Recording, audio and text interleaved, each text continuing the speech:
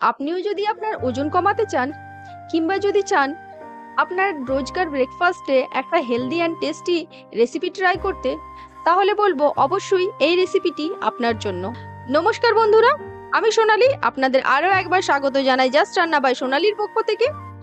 আর আজকে আমি নিয়ে চলে এসেছি একটা হেলদি অ্যান্ড টেস্টি রেসিপি নিয়ে। তাহলে চলুন তাড়াতাড়ি দেখে নিন এই রেসিপিটি।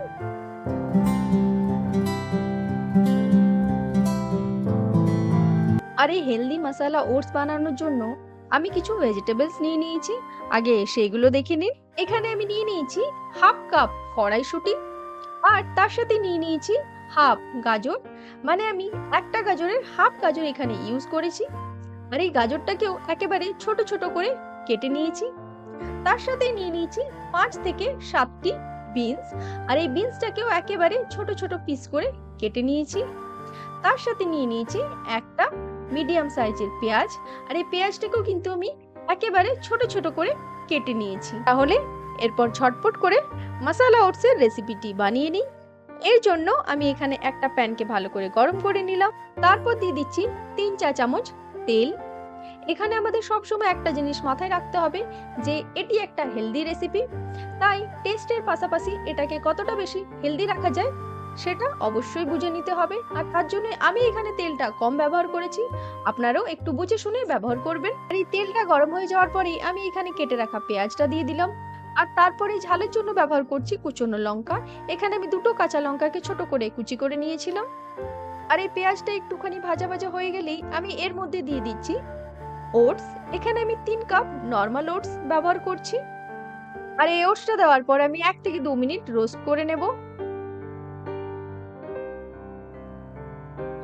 আর এখানে 2 মিনিট রোস্ট হওয়ার পরেই আমি একে একে সব ভেজিটেবলস গুলো অ্যাড করে দেব। এই ওটস কিন্তু আমাদের শরীরের জন্য খুবই বেনিফিশিয়াল। এই ওটস এর মধ্যে আছে ভিটামিন, মিনারেলস এবং অ্যান্টিঅক্সিডেন্টের মতো ভরপুর পুষ্টিগুণ। এই সব ভেজিটেবলস গুলো দেওয়ার পরেই একটুখানি রোস্ট করে নিয়ে এখানে দিয়ে দিচ্ছি স্বাদ মতো নুন, হাফ চা চামচ হলুদ গুঁড়ো, হাফ চা চামচ জিরে গুঁড়ো, আর হাফ চা চামচ ধনে গুঁড়ো। এখানে কিন্তু বেশি মশলা দেওয়ার কোনো দরকার নেই, কারণ এটি একটা হেলদি রেসিপি, তাই চেষ্টা করবেন এটাকে যত সিম্পল ভাবে আপনারা বানাতে পারেন। এরপর আমি এখানে দিয়ে দিচ্ছি টমেটো। এখানে আমি হাফ টমেটোকে ছোট ছোট করে কেটে তারপর ব্যবহার করছি। সবকিছু দেওয়ার পর আবারও আমি এখানে 2 থেকে 3 মিনিট রোস্ট করে নেব। আর 2 থেকে 3 মিনিট রোস্ট করার পরে আমি এখানে দিয়ে দিচ্ছি পরিমাণ মতো জল। প্রথমে আমি এখানে 2 কাপ মতো জল ব্যবহার করলাম, তারপর আমি আবারও এখানে 2 কাপ মতো জল ব্যবহার করব। তার কারণ এই যে ভেজিটেবলস গুলো আছে এইগুলো একটুখানি সেদ্ধ হওয়ার প্রয়োজন আছে, না হলে কিন্তু খুবই খারাপ লাগবে টেস্টটা। এরপর আমি এটাকে 5 মিনিটের জন্য ঢেকে রান্না করে নেব।